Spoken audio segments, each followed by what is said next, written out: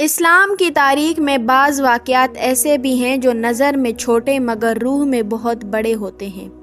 یہ کہانی ہے ایک یہودی لڑکے کی، ایک بچہ جسے دنیا عام سمجھتی، مگر رسول صلی اللہ علیہ وآلہ وسلم کی خدمت نے اسے ایک خاص مقام عطا کیا۔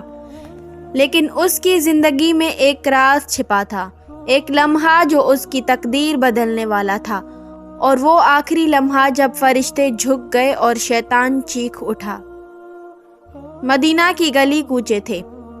نبی پاک صلی اللہ علیہ وآلہ وسلم کا دور تھا، اور وہ بچہ خاموش نظریں نیچی کیے اکثر مسجد نبوی کے باہر دیکھا جاتا۔ وہ مسلمان نہیں تھا، بلکہ ایک یہودی خاندان سے تعلق رکھتا تھا۔ لیکن رسول صلی اللہ علیہ وآلہ وسلم کی رحمت، نرم دلی اور حسن سلوک نے اس کے دل کو چھو لیا تھا۔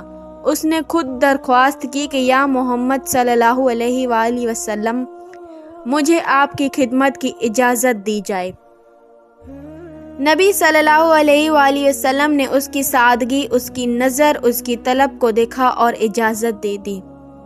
وہ چھوٹا بچہ روز نبی صلی اللہ علیہ وسلم کے پاس رہتا، کبھی پانی لاتا، کبھی چادر بچھا دیتا، کبھی وضو کے لیے پانی بھر لیتا۔ نبی صلی اللہ علیہ وسلم نے اسے نام سے پکارتے، مسکراتے اور دل میں کچھ محسوس کرتا، محبت جو کبھی کسی نے نہ دی تھی۔ ایک دن حضرت علی رضی اللہ تعالی عنہ نے پوچھا، یا رسول اللہ، یہ بچہ یہودی ہے مگر آپ اسے خاص شفقت دیتے ہیں۔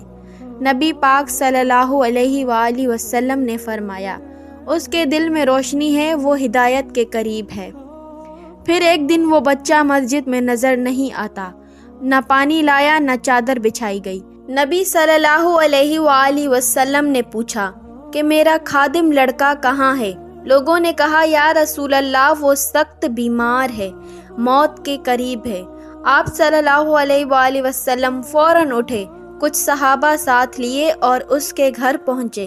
یہ پہلا موقع تھا کہ ایک یہودی کے گھر میں نبی صلی اللہ علیہ وآلہ وسلم داخل ہوتے ہیں، اور اس بچے کے سرہانے بیٹھ گئے۔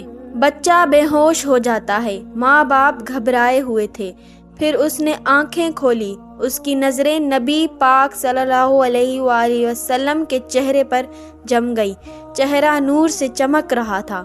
نبی نے فرمایا، اے میرے بیٹے، کیا تم اسلام قبول کرو گے؟ کمرے میں خاموشی چھا گئی۔ یہودی باپ کی آنکھوں میں غصہ، ماں کے چہرے پر پریشانی، لیکن بچہ خاموشی سے اپنے باپ کی طرف دیکھنے لگا۔ باپ نے ایک لمحے کے بعد کہا، بیٹا، جو محمد صلی اللہ علیہ وآلہ وسلم کہے وہی حق ہے۔ بچہ کمزور آواز میں بمشکل ہونٹوں کو ہلاتا ہے اور کہتا ہے، اشہد ان لا الہ الا اللہ و اشہد ان محمد رسول اللہ۔ نبی صلی اللہ علیہ وآلہ وسلم کی آنکھوں میں آنسو آ گئے، جیسے ایک گمشدہ چراغ واپس جلا ہو۔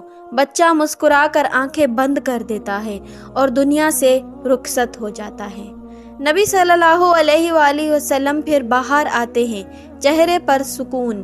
حضرت جبرائیل علیہ السلام نازل ہوتے ہیں اور فرماتے ہیں، یا رسول اللہ، اس بچے کے لیے جنت کے دروازے کھول دیے گئے ہیں۔ تو نبی صلی اللہ علیہ وسلم نے صحابہ سے فرمایا، میرے ایک چھوٹے دوست کو میں جہنم کی آگ سے بچا لایا ہوں۔ سبحان اللہ۔ اس واقعے میں کتنے ہی راز چھپے ہیں۔ نیکی چھوٹی نہیں ہوتی، صرف ایک خدمت، اور وہ بھی بچپن کی، جنت کا راستہ بنی۔